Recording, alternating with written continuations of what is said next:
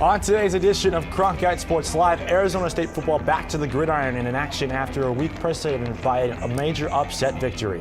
Mulder Arena is here, and Sun Devil hockey is not wasting any time breaking in the new rink. And we've got a WCSN exclusive feature to show off a couple of Arizona State volleyball stars. All of this and so much more on the latest edition of Cronkite Sports Live.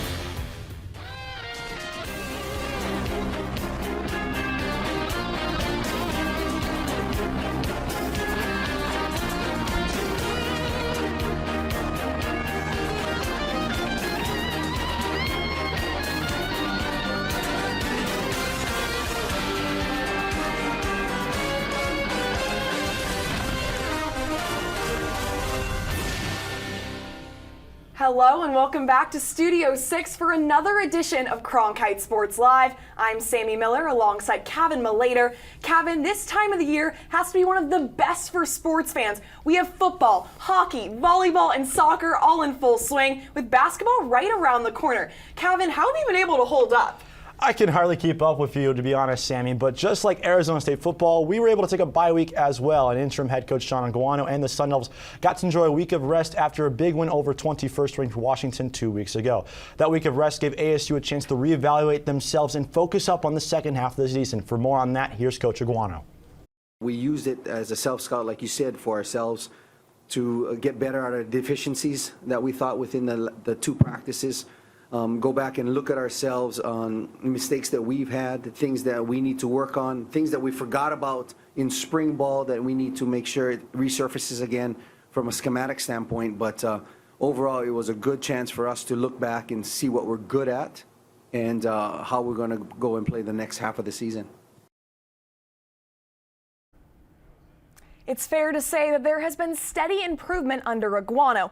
Of course, the Sun Devils got embarrassed by Utah here in Tempe for his first game at the helm, but the week after that, ASU was able to hang with a 6th-ranked USC. They still came up short, but finally Aguano earned his first win with an upset over Washington. It's clear that his goal isn't just to keep the head coaching seat warm and doesn't wish for the interim to be a part of his title forever. For more on how he can achieve that, here's Peyton Gallagher.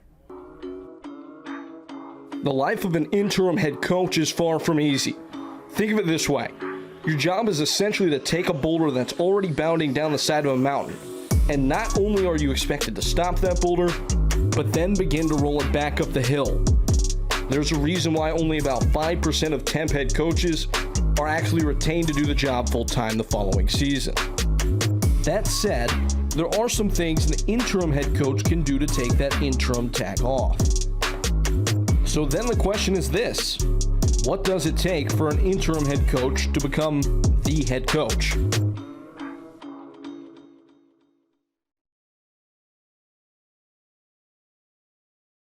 Believe it or not, over the past 25 years, some of the most successful head coaches in college football have started out as interims. Philip Fulmer at Tennessee, Ed Orgeron at LSU, and most notably Dabo Swinney at Clemson are all examples of coaches that have won national titles after beginning their tenures on a semi-permanent basis. The key is to, drumroll please, win football games. Shocking, I know, but what's more than that is that you have to form some kind of connection with the school you're at. There's an old saying that goes, be where your feet are. And for an interim head coach, that rings very true. One way or another, you have to connect with the base in the town that houses the job that you're looking to get hired for. For Orgeron, that was pretty easy.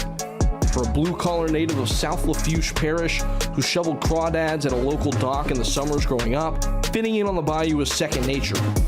Dabo Swinney was a slightly different case at Clemson, though. He endeared people with searing honesty and a commitment to inclusion and fun. Notably, in his interim season, Swinney invited the whole student body to sit in and watch at practice, endearing him and his program to all of Clemson's fan base. Gestures can go a long way. They can't go all the way, though. Results matter, and a marquee win can do a ton to bolster an interim's candidacy. For Swinney in 2008 at Clemson, he won 4 of his final 6 regular season games, with a crucial win over territorial rival South Carolina to end the year after the Tigers started 3-3. Orgeron went 6-2, taking over for Les Miles in 2016, with 3 wins over ranked opponents and a 29-9 throttling of Lamar Jackson-led Louisville in the team's bowl game.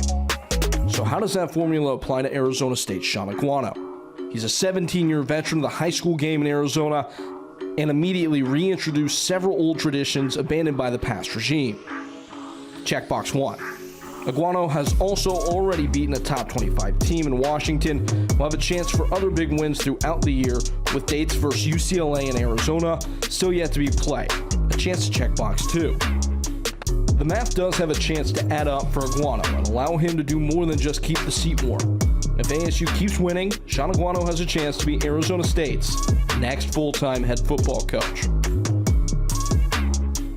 For Cronkite Sports, I'm Peyton Gallagher. Thank you so much, Peyton. Continuing this trend of new kids on the block, recent performances from kicker Carter Brown has made it hard for ASU fans to not be loving the Texas special teamer. Our Ben Paris has more on what the freshman has been able to accomplish in his short time in Tempe.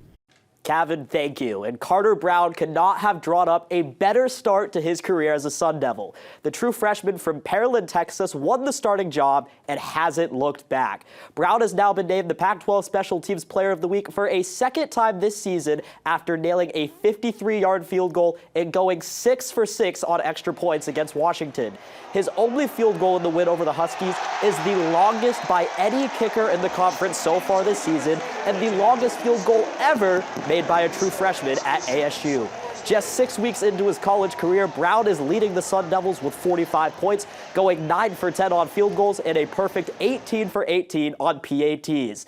With his consistency and range, I think it's safe to say that Sean Aguano and the Sun Devils can find a guy they can trust should they ever need him with the game on the line. Guys?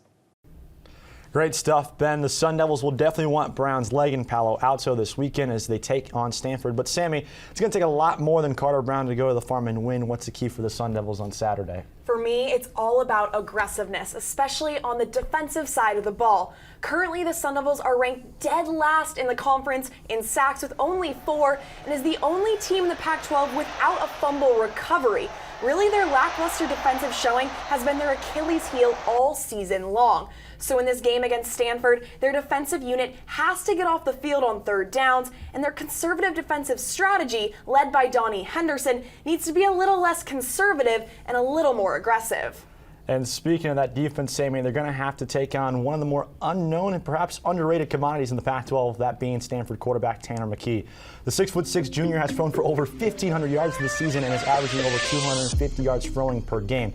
However, what the numbers don't show you is the ability to throw the ball to all different parts of the field and find his receivers at different times. He can really give this ASU defense quite the trouble on Saturday afternoon. McKee is definitely a dark horse in the pack and will likely give ASU a run for their money. Make sure to tune into the Pac-12 Network tomorrow at 1 p.m. to see if the Sun Devils can pull off a back-to-back win. And speaking of trying to get back into the winning column, let's take a look at Arizona State soccer. They went up to Pullman to take on Washington State. They're looking for their first win since September 29th, and right here in the 17th minute, look at the save made by Pauline Nels. That shot came from Mackenzie Frimpong Ellerson. She used the right hand there. Let's go about 60 seconds later. Early shot here for Gabby Rennie, but it's an easy save for Wazoo's Nadia Cooper. We now go to the waning minutes of that first half. Nels in action yet again, but it's a relatively easy save. That shot came from beyond the box. Second half now, Olivia Nguyen with a great finish here off the cross from Lucy Johnson to put Arizona State up 1-0. Look how fired up she is as she sprints to the sideline to celebrate with her teammates. And then we go to the 74th minute. Guess what? The dagger. Hannah Leitner scores on a great through ball by Ava Van Dersen to make it 2-0. Sun Devils would close it out and pick up win number 7 in 2022. We saw Arizona State pick up just their 3rd win in conference play a night ago, but things haven't been easy for the Sun Devils since going unbeaten in non-conference play. And for more on the team's recent struggles in Pac-12 play, here's WCSN soccer reporter Devin Henderson. Arizona State's women's soccer team started the season at a blistering pace, scoring freely against anyone they played. The team was averaging 3.3 goals a game before conference play. ASU's attack was headlined by career record goal scorer Nicole Douglas. She had been scoring just over a goal a game and was top 5 nationally in goals scored going into Pac-12 conference play. As conference play began, the scoring nearly ground to a stop. the Pac-12 currently has 4 top 25 ranked teams, including number 1 ranked UCLA, number 7 ranked Stanford, number 15 ranked USC, and number 25 ranked Cal. ASU played all 4 of these teams and lost to all except a good 2-0 win against Cal Berkeley. The Sun Devils game against 3-time national champion Stanford offers insight into why Douglas's goal output has decreased. The key has been her positioning and movement has changed drastically. As ASU has faced tougher Pac-12 opponents like Stanford, Nicole's defensive responsibilities have increased, as well as how deep she has to drop into the midfield to receive any service from her team. Here we see a Stanford throw-in where Nicole drops all the way from the 9 position deep into the defensive third, as ASU puts 10 behind the ball and leaves Carrie Matthews, the 7, the lone man forward instead of Nicole. Nicole becomes almost like an 8 or a 10 or a central midfielder, because the normal 10, Alexia Delgado, has dropped all the way down into a 6 defensive role, and Eva Van Dersen, another natural 10, has also dropped centrally, leaving Nicole to mark behind the ball. Again, here she is dropping down into the midfield line behind her 7 and 11 line, flanking her just to receive the ball, and she makes a great move past the Stanford defender, but still finds a lot of work to be done before getting to goal. This has been the main reason for her downgrade in goal numbers, as the better competition has forced her deeper and deeper into a false 9 or 10 role to help defend and receive the ball to her feet. The next big issue for ASU has been its touches. Now, it must be noted in this game against Stanford it was around 94 degrees during the game, and the heat fatigue may have had a hand in the poor touches. However, the poor ball control and poor passes were killing possession for Graham Winkworth's side, and they could never establish consistent control of the match. And against a tougher Pac-12 schedule, that can be all the difference. Here, talented freshman Inasia Colon has a chance to play Douglas through, but the poor touch on the ball kills what would have left Nicole one-on-one with the Stanford keeper. Here was an almost fatal mistouch by Liske Carlier in the back that eventually would lead to the first goal in the game for Stanford that luckily for the Sun Devils would be ruled out for a foul. On the flip side, for Stanford, the Cardinals' great touches were able to lead to big things for the team, showing quality as outside back Kelly Pagador beautifully takes this switch of play down under pressure and can continue the move out of the back for the Cardinal, which leads to a shot on goal. Here again, a beautiful chest control from Pagador on the left side under pressure, and she's able to find her winger through down the line, which leads to another shot on goal for Stanford. The small details and difference in quality during this game shows the level the Pac-12 is at compared to the preseason games against out-of-conference teams where ASU may have been able to get away with occasional lazy touches, whereas now they cannot. As far as Nicole's goal scoring goes, there is no doubt she has the ability to put goals in the net against anyone in the country.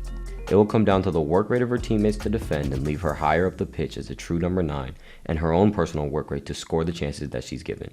This was Devin Henderson, CSL. Thank you, Devin, for that in-depth analysis. Now shifting gears, Sun Devil Hockey opened the doors to their brand new barn last weekend against Colgate. Our Anthony Remedios was at Mullet Arena and caught up with some big-time ASU hockey fans. Bring in Mullet Arena at ASU. Are you ready? So, how excited are you for this arena to open? This is awesome. We've been waiting a long time. We're big hockey people. My son is a mini mite. He plays. He's 5 years old, and I'm excited to bring him to his first game too. Oh, super excited. I mean, I remember seeing the behind the scenes of the construction of the arena, and now to finally see this completed and see fans filling up the seats, it's really awesome. I mean, beyond excited. We've got season tickets here, so we'll be here most of the nights. You hear this place right now? You mentioned the band and the student section. How would you describe the energy that both of those groups have shown tonight? Oh, it's been awesome. You know, to see all the students who came out to support the team in the first inaugural game, it's just really cool. It's immaculate. Everyone's so excited. Everyone's chatting. It's just, that energy is awesome. Energetic. Everybody's involved. Everybody's paying attention, having lots of fun. So what are you guys' thoughts on the arena so far?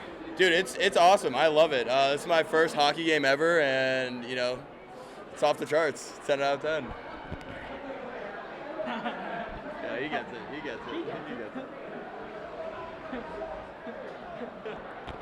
it. It's been a fantastic experience so far. Love to see that the boys are scoring early. And, you know, we're playing fast on the ice, and, you know, it's what you get with NHL-sized ice. So there we go, boys. The food here is incredible. I will admit, they got a lot of beer on deck, a lot of food. If you're a beer drinker, if you enjoy a nice slice of pizza, a hot chicken sandwich, get down to Mullet Arena. Get your mullet. I ain't really got a mullet. What's your favorite part of this arena so far? Dos Equis stack, baby.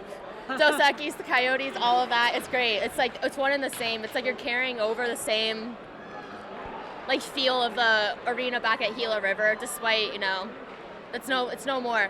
I'm way more excited about going to games here than I ever was in Glendale. I'm a big fan of Shaq bringing his chicken sandwich shop to ASU and to Tempe. We really appreciate the support that he brings. We hope to see him out at some of the Sun Devil hockey games. Well, great. Thank you so much, guys. Enjoy the game. All right, thank you. Yes, sir! Yes, sir! Yes, sir! All right, Anthony, there's nothing truly like home sweet home, but for Arizona State, their home opening weekend featured two dramatically different results, including being outplayed in the second game of their series against Colgate. But now the Sun Devils look to bounce back at home against Colorado College. And for more on this matchup, we check in with WCSN hockey reporter Lauren Verdon. Thanks, Kevin. The men's hockey team continues its season at Mullet this weekend, playing Colorado College in a 2-game series. Last year, the Sun Devils split in Colorado Springs. Having played 2 series so far, the Sun Devils have gone 2-4 with goalie S17 contributing 225 saves and 2 shutouts. Captain Josh Stone and Lucas Sillinger lead the team with 4 points. This could be a test to see how they do against ranked teams North Dakota next week. Coach Power said, at the end of the day, we get to figure out some things out, to generate more and to get more pucks and bodies at the net.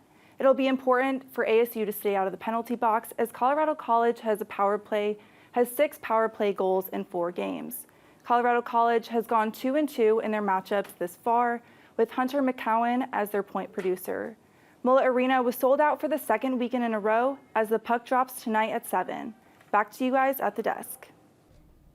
Not only does ASU hockey want to get back on track with a win tonight, but Sonia Tomasevic and her squad are looking for a win in Seattle after falling to Stanford last weekend. For more on the volleyball powerhouse that is the Pac-12, we bring in Jaden Taylor for this week's edition of Impact. Thanks, Sammy. ASU volleyball's matchup against tonight 15th ranked Washington, with the Sun Devils is 5th against a top 25 team this season. That mark is currently 4th among Pac-12 teams, only behind Stanford, Utah, and Washington State.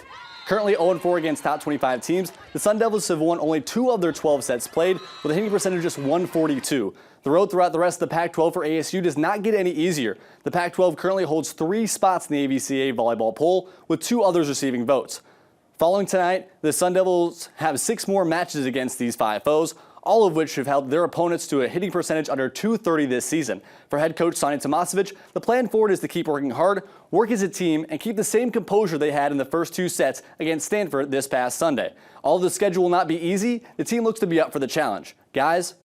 You're right, Jaden. The road ahead is not easy for the Sun Devils, but 2 players that will need to continue to lead their team with not only their offensive production, but their defense as well is Iman Asanovic and Marta Levinska. Our Matt Venezia was able to not only sit down with these 2 to talk about their Sun Devil careers so far, but also had some fun on the court.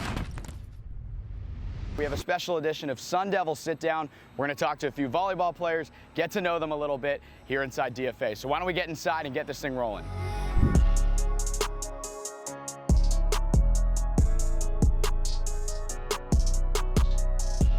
What's it going to be this year? What do you guys think this team is capable of? And as we just said, one of the toughest conferences in the nation. Yeah, I think we haven't tapped into our fullest potential. Thank you so much, Matt. Be sure to check out the entire feature on our YouTube channel. Now, how about some top plays? Number 5, we start out with ASU soccer. Utah has numbers and looks to go for goal, but a great tackle there made by Alicia Carlier that saves a goal for Arizona State. And for number 4, we're sticking right with soccer. Now the Sun Devils, they traveled up to Pullman, Washington to face the Cougars. We have Lucy Johnson setting up her teammate Olivia Wynn, who finds the back of the net for a goal. And I mean, all she does at this point is win, win, and win.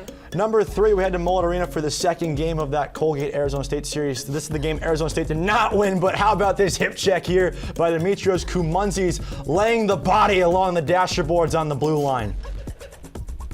Now for number 2, sit back, relax, and get comfortable for this one. It's going to go the distance. ASU versus Stanford. Right here, Annika Larson setting up her teammate Aman Asanovic, who tries to put the ball down, is unsuccessful. Stanford getting the ball. Shannon Shields with the great up. Andy Kryling setting her teammate Leah Miller on the right side. Once again, though, Annika Larson sets up. Aman Asanovic is unable to go down. Kimi Miner setting up her teammates. Shannon Shields with a set once again to Asanovic, is unable to go down. But right here, freshman Leah Miller puts the ball down. Folks, a 46-second clip. Unbelievable efforts by both squads. And finally, let's make some history. Sun Devil hockey in transition here. Lucas Sillinger finds Josh Doan in the slot. The initial shot was saved by Carter Geilander, but he follows up and knocks the biscuit into the basket for the first goal in Mullet Arena history. Devils would go on to add one more to win their first ever game at Mullet Arena by a score of 2-0. And that's going to do it for us. We hope you're enjoying this sports equinox, and make sure to follow us on social media so you don't miss a thing. For Sammy Miller, I'm Kevin Miller saying so long for Studio 6. We'll see you next week on Cronkite Sports Live.